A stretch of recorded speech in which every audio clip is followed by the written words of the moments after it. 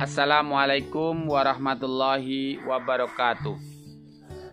Alhamdulillah wa syukurillah wa ni'matillah, la haula wa la quwata illa billah. Ashadu an la ilaha illallah wa ashadu anna Muhammadan abduhu wa rasuluh. Allahumma salli wa sallim ala Muhammad wa ala alihi wa sahbihi ajma'in.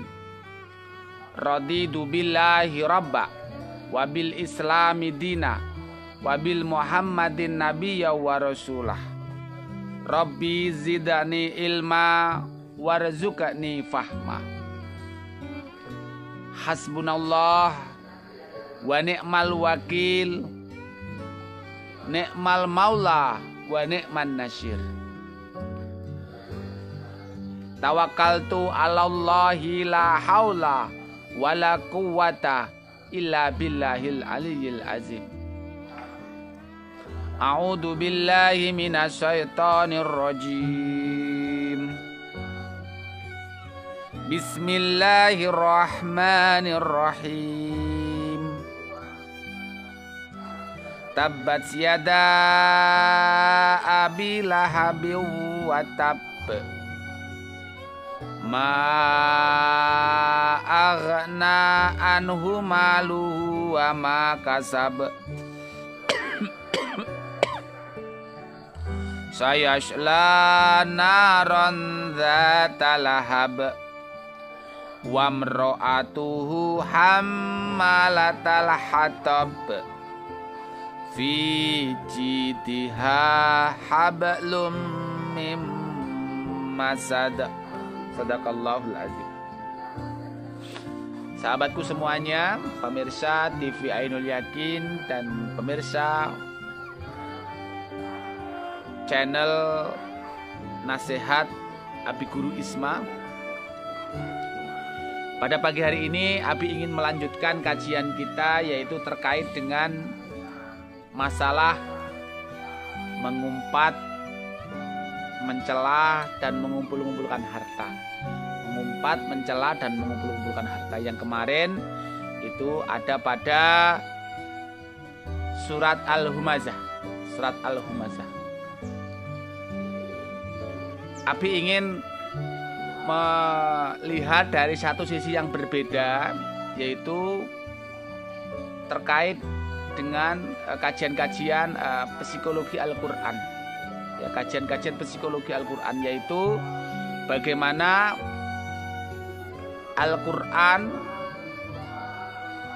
sebagai penyembuh kejiwaan, Al-Quran sebagai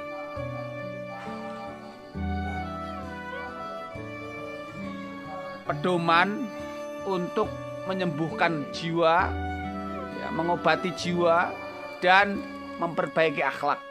Memperbaiki akhlak sebagaimana yang Rasulullah Shallallahu Alaihi Wasallam sampaikan, bahwa Rasulullah diutus di dunia ini, di muka bumi ini, untuk memperbaiki akhlak. Di antaranya adalah dengan Al-Quranul Karim ini. Nah, Abi Guru ingin mencoba untuk menyelesaikan permasalahan kejiwaan itu dengan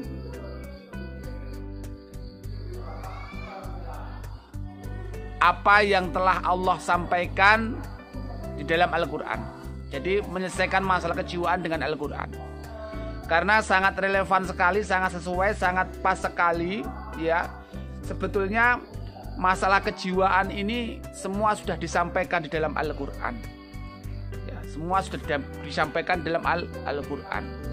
Lah, Abi lihat penyelesaian atau terapi penyembuhan untuk orang-orang yang bermasalah dengan kejiwaannya itu banyak diambilkan dari teori-teori Barat, di Barat maupun di Eropa. Jadi sangat jarang mengambil teori-teori atau kajian-kajian yang dari Timur Tengah atau bahkan dari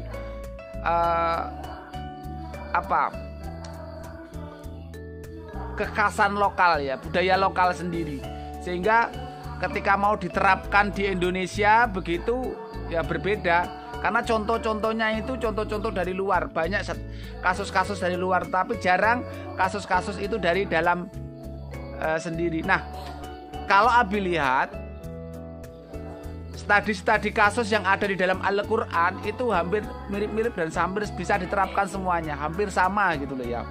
Jadi kalau di Al-Quran itu kan ada larangan-larangan, ya, ada perintah-perintah, terus kemudian ada cerita-cerita. Cerita-cerita ini kan berarti studi kasus ya, kejadian-kejadian yang sudah terjadi, yang dimana sudah diingatkan oleh Allah melalui para nabinya nih ngeyel. Nah ini bisa sebagai apa ya, kalau bahasa Abi Guru itu sebagai studi kasus gitu loh, untuk sebagai pelajaran bagi kita semuanya agar tidak kembali seperti itu lagi.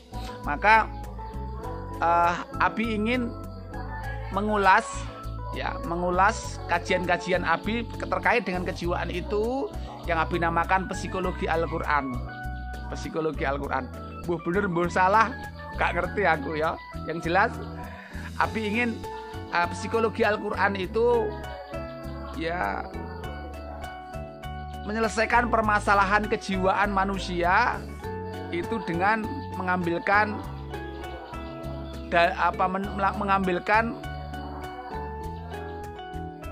dari dalam Al-Quran. Jadi menyelesaikan masalah dengan Al-Quran ya, begitu, dengan Al-Quran.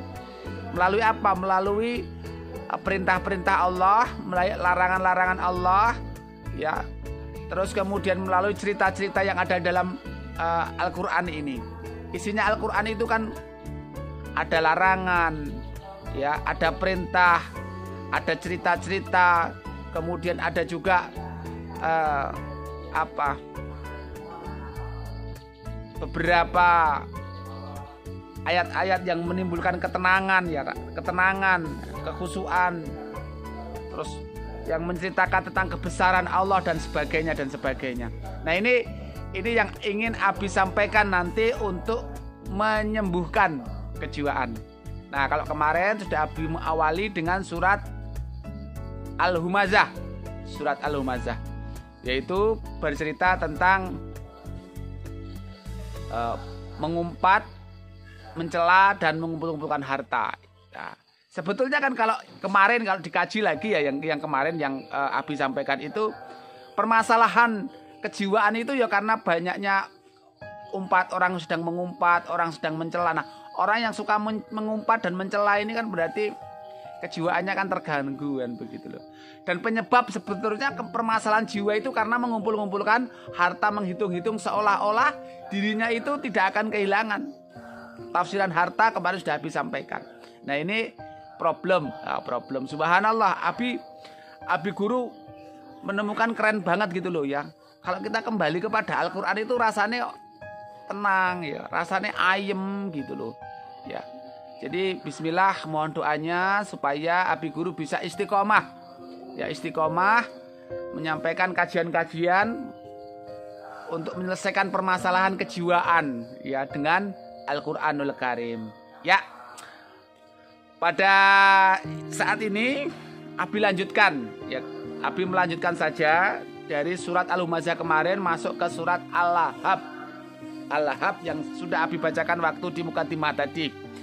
A'udzubillahi minasyaitonir rajim. Tabbat yada abi lahabin wa tab. Ma aghna anhu maluhu wa ma kasab. Nah ini ayat yang ini surat Al-Lahab. Al-Lahab ini menarik loh ya. Menarik banget. Menariknya gimana? Karena menariknya itu Al-Lahab itu kan bercerita tentang seorang pembesar tokoh Quraisy ini ya, yang dia itu bencinya setengah mati kepada Kanjeng Nabi Muhammad Sallallahu Alaihi Wasallam.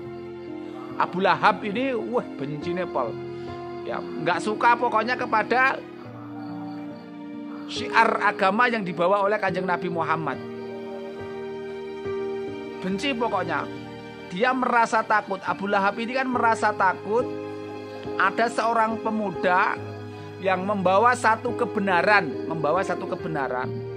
yang itu nanti akan mempengaruhi eksistensi kebudayaan bangsa Quraisy waktu itu, suku Quraisy waktu itu.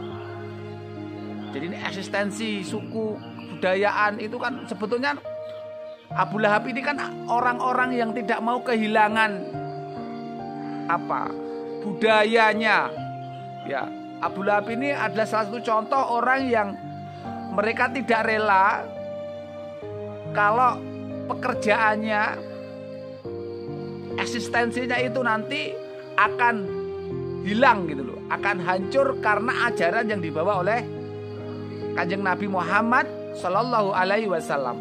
Maka Abu Lahab ini berusaha bagaimana menghalang-halangi dakwahnya Kanjeng Nabi Muhammad Sallallahu Alaihi Wasallam. Berusaha untuk menstop agar Muhammad tidak meneruskan dakwahnya di suku Quraisy. Dan juga selain menstop berusaha untuk menghalang-halangi Kanjeng Nabi, juga berusaha untuk meyakinkan masyarakat Quraisy waktu itu dan para pembesar-pembesar yang lain untuk tidak percaya kepada apa yang disampaikan, apa yang diajarkan oleh Kanjeng Nabi Muhammad Sallallahu Alaihi Wasallam. Maka Abu Lahab ini dikenal dengan tukang fitnah. tukang fitnah. Tidak hanya Abu Lahab, ternyata kalau kita lihat ya, kalau di surat Al-Lahab ini kan ceritanya Abu Lahab dan istrinya sebetulnya yang menjadi sorotan itu Abu Lahab dan istrinya. Dia digambarkan sebagai tukang kayu gitu loh, pembakar, sengompor-ngompori. Jadi Abu Lahab dan istrinya ini memang tukang ngompor-ngompori, tukang ngompor-ngompori. Tapi masya Allah, ya. Nah, apa yang ingin kita petik dari cerita Abu Lahab dan istrinya ini dalam surat Al-Lahab ini? Yang ingin Abi sampaikan di sini adalah pada ayat ini loh. Yang pertama, tabat yada Abi Lahabi wa tab, binasalah kedua tangan Abu Lahab dan benar-benar binasa dia. Jadi kata-katanya sama, binasalah Abu Lahab dan benar-benar binasa dia. Jadi Allah itu dua kali loh ya, binasa dan akan benar-benar binasa. Jadi orang yang tipenya seperti Abu Lahab ini tukang fitnah. Jadi untuk memfitnah, menolak kebenaran untuk hanya sekedar eksistensi dirinya, agar dia itu tidak tergantikan posisinya gitu.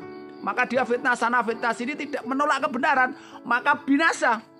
Binasa itu yo ngerti dewe lah, kalau kata-kata binasa ini piye toh? Kan mati toh.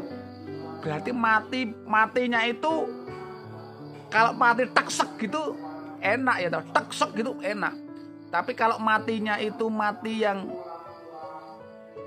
dimulai dari sakit, mati yang dimulai dari hartanya berkurang sedikit demi sedikit, dia sudah tidak mendapatkan kepercayaan lagi.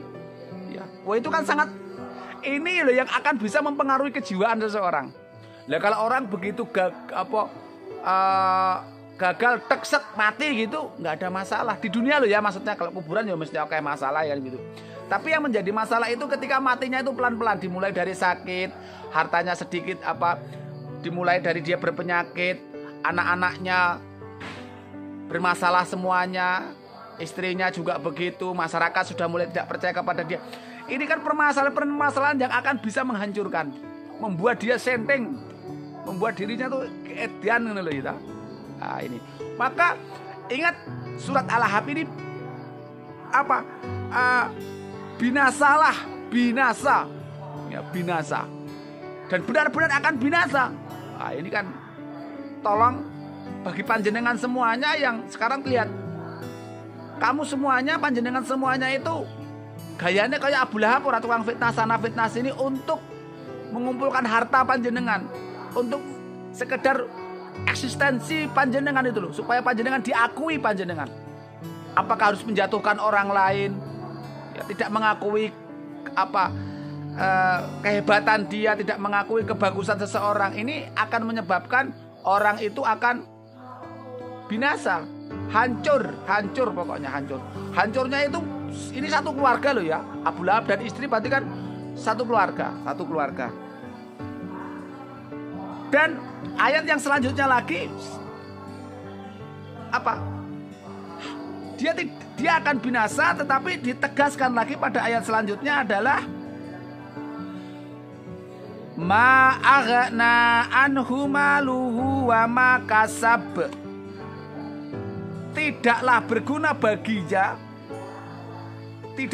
baginya hartanya dan apa yang diusahakan.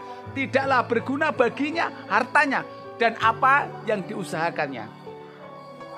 Astagfirullah. Loh, banyak nggak orang-orang seperti Abu Lahab? Banyak nggak mirip-mirip? Banyak. Jangan-jangan kita ini juga seperti Abu Lahab. Jangan-jangan loh ya. Jangan-jangan loh kita ini seperti Abu Lahab. Maka kalau kita sudah seperti Abu Lahab ki apa toh? Tukang fitnah, menghalalkan berbagai macam cara untuk menjaga eksistensi dirinya, supaya dia tetap diakui bahwa aku loh pembesar Quraisy, kan begitu. Abu Lahab itu kan pembesar suku Quraisy. Nah, pembesar itu kan berarti dia ingin menjaga kehormatannya, eksistensinya gitu loh. Nah, kalau ada orang yang mau masuk, nggak boleh. Dia berusaha untuk memfitnah, menjatuhkan. Nah, ini banyak sahabatku semuanya, banyak sekali. Mau di pemerintahan, mau di keluarga, mau dimanapun banyak orang-orang seperti Abu Lahab ini. Maka orang-orang seperti Abu Lahab ini akan cenderung mengalami permasalahan-permasalahan kejiwaan. Orang-orang seperti Abu Lahab ini mereka akan cenderung jatuh, ya, jatuh di hadapan manusia dan jatuh di hadapan Allah. Kalau jatuh di hadapan manusia itu bagaimana? Yo, dia akan dihinakan. Pada akhirnya nanti akan terbuka, oh kamu itu salah. Lah, akhirnya dia akan menderita toh. Kalau sudah menderita seperti dia apa? Sakit jiwanya dia. Kalau sudah menderita seperti dia apa? Ya sudah, binasalah dia, dan apa yang digunakan, apa yang dikumpulkan, hartanya itu tidak akan berguna. Semua yang diusahakan itu tidak akan bermanfaat. Bismillah. Wes, sekarang untuk lebih pahamnya lagi, monggo dibuka surat Al-Lahab.